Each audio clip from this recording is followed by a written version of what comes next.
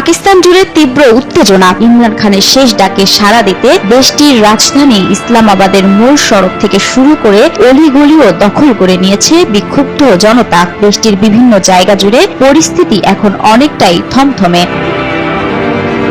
এর আগে কারাগার থেকেই ইমরান খানের চূড়ান্ত ডাকের কর্মসূচিতে সাড়া দিয়ে রাজধানী ইসলামাবাদের দিকে রওনা দেয় তার হাজার হাজার সমর্থক। পিটিআইয়ের ফেসবুক পেজে সমর্থকদের দলে দলে রাজধানীর দিকে আসার ভিডিও প্রকাশ করা হয়, যা এরই মধ্যে চিন্তায় ফেলেছে পাক সরকারকে।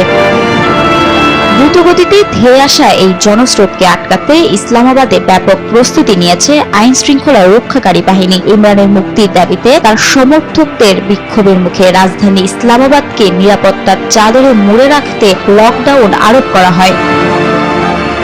দেশটিতে অবস্থা এতই নাজুক যে বিভিন্ন স্থানে মোবাইল ও ইন্টারনেট সেবা পাচ্ছে না মানুষ। ইসলামাবাদের বেশিরভাগ প্রধান সড়ক শিপিং কন্টেইনার দিয়ে অবরুদ্ধ করে রেখেছে সরকার। একই সাথে এই গণজোয়ার যেন দেশটির জাতীয় সংসদের দখল নিতে না পারে, সে কারণে দাঙ্গা পুলিশ ও বিশাল আধাসামরিক বাহিনী মোতায়েন করেছে দেশটির সরকার।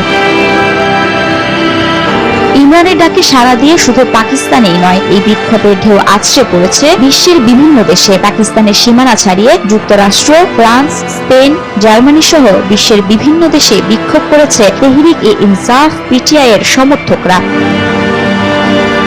জনপ্রিয় ক্রিকেটার থেকে পাকিস্তানের প্রধানমন্ত্রী হওয়া ইমরান খানের রয়েছে ব্যাপক সমর্থন। 2022 সালে ক্ষমতা হারানোর পর তৎকালীন সরকার রাষ্ট্রদ্রোহ ও সন্ত্রাস সহ কয়েক ডজন মামলায় অভিযুক্ত করে জেলে